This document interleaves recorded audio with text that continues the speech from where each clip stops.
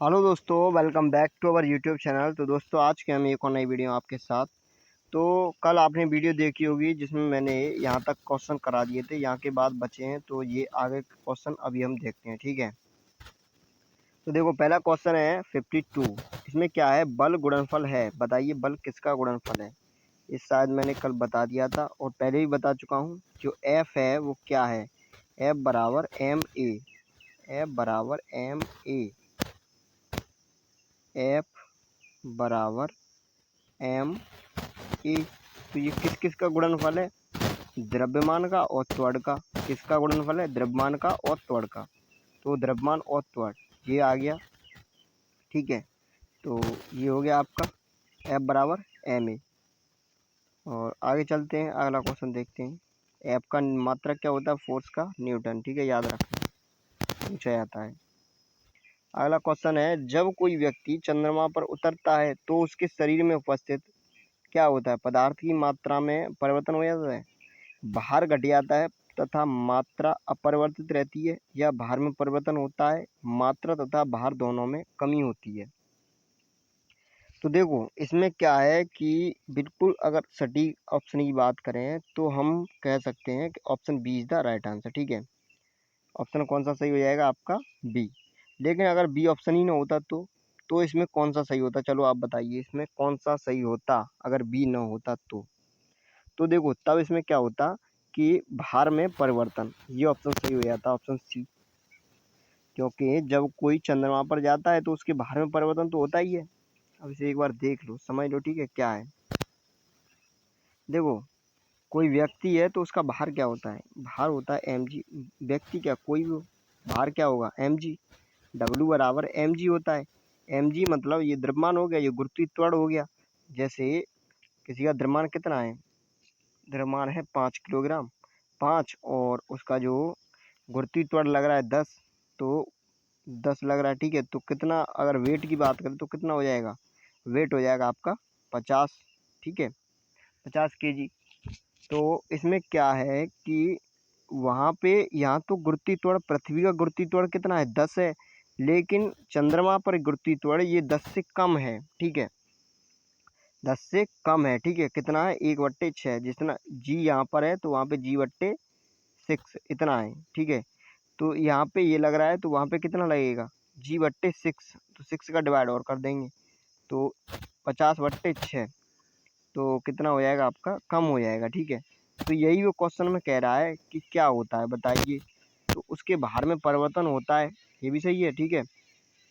और अगर सटीक आंसर देखें तो कौन सा हो जाएगा? भार घट जाता है तथा मात्रा अपरिवर्तित रहती है, ठीक है। जो मात्रा होगी वो अपरिवर्तित रहेगी, भार घट जाएगा। तो option B is the right answer. अगला क्वेश्चन देखिए, अगला क्वेश्चन क्या है? अगला क्वेश्चन है 54, ठीक है। 54 क्या कहता है? देखिए 54 क्या कहता है। यदि हम भूमध्य रेखा से ध्रुवों की ओर जाते हैं तो जी का मान क्या होता है? जी का मान घटता है कि बढ़ता है? ये ध्रुव हो गए, ठीक है, ये पृथ्वी है। तो ये इधर साइड में ध्रुव होते हैं, ठीक है। तो जब हम इधर की साइड जाएंगे तो क्या होगा? जी का मान बढ़ेगा कि घटेगा? तो जी का मान क्या होगा? बढ़ेगा, ठीक है। जब ध्रुवों की ओर जाते हैं तो क्या होता है? जी का मान बढ़ता है। तो option A is the right answer. अब आगे देखो, अगला क्वेश्चन, शरीर का वजन पृथ्वी की सतह पर सभी जगह एक समान होता है, ठीक है। कैसे हो जाएगा? कभी कहीं मान लो गुरुत्वीय त्वरण ज़्यादा है, कहीं गुरुत्वीय त्वरण कम है, तो उसके हिसाब से परिवर्तित होता रहेगा, ठीक है। अगला, ध्रुवों पर अधिकतम होता है, विषुवत रेखा पर अधिकतम होता है, मैदानों की तुलना में पहाड़ियों पर अधिक होता है। तो 55 का आंसर बताइए आपका क्या होगा? तो ध्रुवों पर क्या होगा? ध्रुवों पर अधिकतम होता है, ठीक है। ध्रुवों पर क्या होता है? अधिकतम होता है गुरुत्वीय त्वरण। तो गुरुत्वीय त्वरण जी ज़्यादा होगा तो एम जी, ये पूरा होता है क्या? वजन। तो ये फिर पूरा ज़्यादा हो जाएगा कि नहीं हो जाएगा? तो ऑप्शन बी बिल्कुल करेक्ट आंसर है। बताइए क्वेश्चन नंबर 56 क्या कह रहा है? व्यक्ति पृथ्वी की सतह की तुलना में चंद्रमा की सतह पर अधिक ऊंचा क्यों उछल सकता है? तो बताइए क्या आंसर है? सिंपल है। चंद्रमा की सतह खुरदरी होती है? बिल्कुल नहीं। चंद्रमा का कोई वायुमंडल नहीं होता? ये भी बिल्कुल सही आंसर नहीं है, ठीक है। चंद्रमा में गुरुत्वाकर्षण के कारण जो त्वरण होता है वो पृथ्वी की तुलना में कम होता है। यही आंसर बिल्कुल सही है। ठीक है, ठंडा होता है कोई मतलब नहीं है। देखो, जब आप पृथ्वी पर उड़ते हो, ठीक है, ऊपर को उछलते हो, तो मान लो यहाँ से यहाँ तक उछलोगे तो आपको एक नीचे, जैसे ही आप पृथ्वी से ऊपर उड़ोगे तो गुरुत्वीय त्वरण काम करेगा। तो वैसे भी करता है, ठीक है, जब उछलते हो तो गुरुत्वीय त्वरण काम करेगा, ठीक है।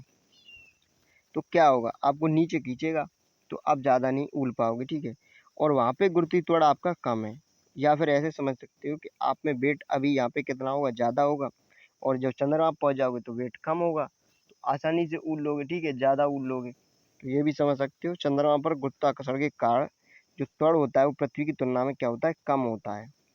ठीक है, जो जी होता है वो वहाँ पर क्या होता है, कम होता है पृथ्वी की तुलना में। तो अगला क्वेश्चन देखते हैं क्या है।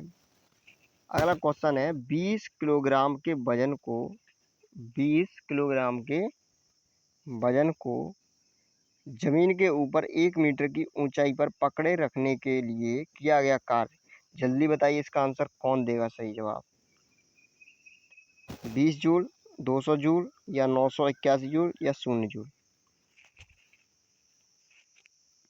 तो देखो, जिनका आंसर आया है आपका ए 20 जूल, तो ये बिल्कुल गलत है, ठीक है, क्योंकि आपने लगाया होगा कार्य। कार्य क्या होता है, F into S. F into S, F कितना दिया 20 किलोग्राम, एस कितना दिया 1 मीटर, डायरेक्ट लगा दो, एफ इंटू एस 20 हो गया, ठीक है, गलत है।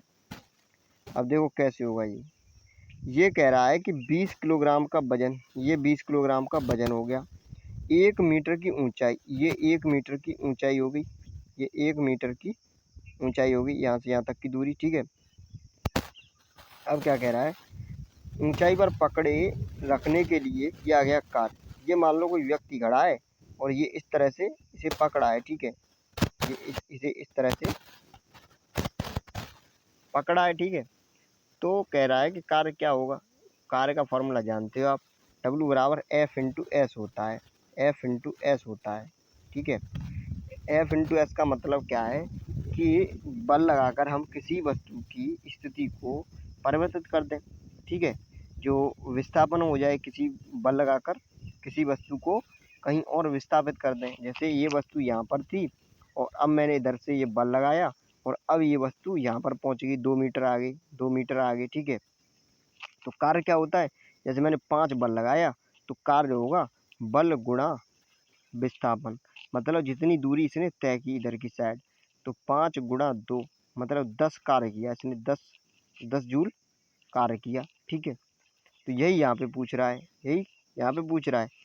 तो कह रहा है कि 1 मीटर की ऊंचाई पर पकड़े रखने के लिए, ये 1 मीटर ऊंचाई पर पकड़े है, ठीक है, न कि 1 मीटर ऊंचा उठा रहा है यहाँ से नीचे से, ठीक है।